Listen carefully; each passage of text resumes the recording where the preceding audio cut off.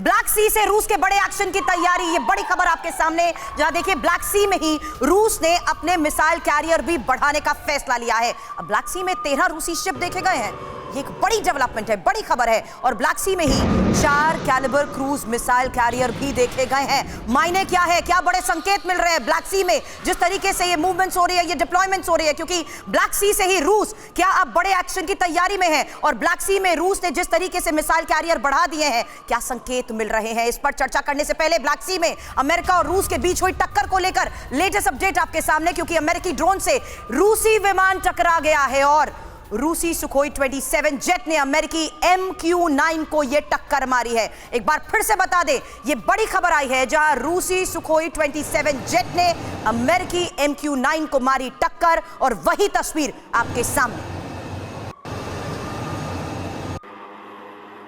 हालांकि टक्कर के बाद ब्लैक सी में फ्रीडम ऐप से सीखकर क्या आप साबुन बनाते हैं? अगर ऐसा है तो आप अपने साबुनों को 1 करोड़ फ्रीडम ऐप के जो ग्राहक हैं उन्हें बिना किसी खर्चे के आप उसे बेच सकते हैं। अमेरिकी ड्रोन जा गिरा और अमेरिका का रूस पर यह गैर जिम्मेदाराना हरकत का आरोप। हालांकि इस बारे में चर्चा करने से पहले एक इंफॉर्मेशन आपके सामने, जहां देखिए किस तरीके से अब ब्लैक सी में रूस और अमेरिका में टक्कर को लेकर बड़े सवाल खड़े हो गए हैं, क्योंकि ब्लैक सी में रूस के 2 Su-27 की यूएस के ही MQ-9 ड्रोन से टक्कर को लेकर सबसे बड़ी खबर आई, और रूसी Su-27 ने अमेरिकी ड्रोन MQ-9 के प्रोपेलर को जोरदार टक्कर मारी है। हालांकि इस टक्कर के बाद अमेरिकी MQ-9 ड्रोन ब्लैक सी में गिरा है और अमेरिकी ड्रोन को टक्कर मारने से पहले Su-27 से उस पर ईंधन भी गिराया गया है। अब Su-27, आपको बता दें, अमेरिकी ड्रोन की टक्कर ब्लैक सी में इंटरनेशनल जल क्षेत्र में हुई है। यह बहुत क्रूशियल है ब्लैक सी की अहमियत को समझते हुए। हालांकि इस बड़ी खबर पर क्या बड़े संकेत मिल रहे हैं, चर्चा से पहले यह भी बता दें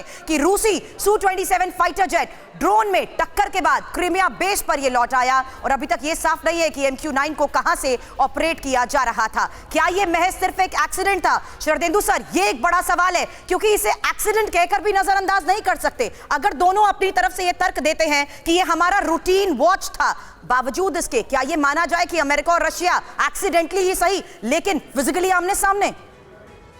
देखिए, मेरा मानना है कि MQ-9 जो गिरा है, इसको इंटरसेप्ट किया है। वो ये देखिए रिकॉनेसेंस मिशन पे था, इंटेलिजेंस गैदरिंग कर रहा था, और वो जहां पे उड़ रहा था वो इंटरनेशनल एयर स्पेस पे था, लेकिन उसको Su-27 ने इंटरसेप्ट किया। और रशियन वर्जन ये है कि जो MQ-9 गिरा वो शार्प मैन्यूवर करते हुए गिरा है, शार्प वो सडन टर्न दिया जिससे कि वो गिर गया।